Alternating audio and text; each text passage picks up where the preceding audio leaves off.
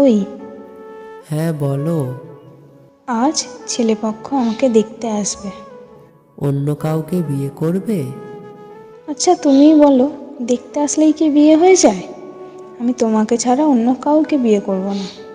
আচ্ছা, এখন ফোন আর মেসেজ করো না, বাড়িতে অনেক লোকজন আছে, পরে কথা হবে। ওই, খেয়েছো? না খাইনি, তুমি? খেয়েছি। না খেলে খেয়ে নিও, না হলে শরীর খারাপ করবে। কি বললো ছেলেপক্ষ? আমাকে পছন্দ হয়েছে। আচ্ছা, গুড নাইট। কেমন আছো? হ্যাঁ ভালো, তুমি কেমন আছো? কাল রাত 3টার সময় তোমাকে অনলাইনে দেখলাম। কি করছিলে এত রাত্রে? ঘুমাওনি একটু? না ঘুমাইনি, আমাদের আগেকার মেসেজগুলো দেখছিলাম। আমিও অনলাইনে ছিলাম, আর আমিও তখন আগের মেসেজগুলো পড়ছিলাম। দেখেছো আমাদের দুজনের কত মিল, প্রায় সব কিছু কেমন করে যেন মিলে যায়।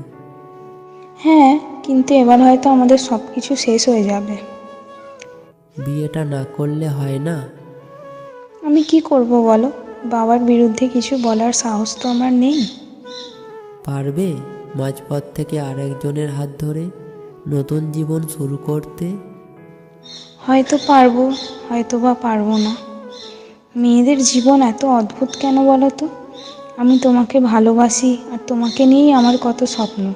কিন্তু দেখো, সব ভুলে, সব স্বপ্ন ভেঙে অপরিচিত একটা লোকের সাথে সংসার করতে হবে। খুব কষ্ট হবে তো তোমার। শুনলাম এই মাসেই নাকি আমার বিয়ে। ভালো তো তাহলে। জানো, আমি কখনো প্রেম করতে চাইনি, কারণ প্রেম অনেক কষ্টের। কিন্তু তোমাকে প্রথম দেখার পর থেকেই কী যে হয়েছিল নিজেও জানি না। কেমন অদ্ভুত ভালো লাগতো তোমাকে। রাস্তায় বের হলে অনেক মেয়েই তো চোখের সামনে পড়তো, কিন্তু তোমার সাথে যখন দেখা করতাম তখনই কেমন জানি খুব ভালো লাগতো। নিঃশ্বাস নিতে কষ্ট হতো, কিন্তু এটাই সবচেয়ে ভালো লাগতো আমার কাছে। কেন জানো? কেন বলো? কারণ আমি তোমাকে খুব ভালোবাসি, প্রতি মুহূর্ত তোমাকে মিস করি। আমি তোমাকে ছাড়া কোনো স্বপ্ন দেখিনি কোনো দিন, শুধু তোমাকে নিয়েই সব স্বপ্ন দেখেছিলাম। কিন্তু দেখো, সব কেমন যেন শেষ হয়ে গেল। প্লিজ আমাকে ক্ষমা করে দিও, আর ভালো থেকো।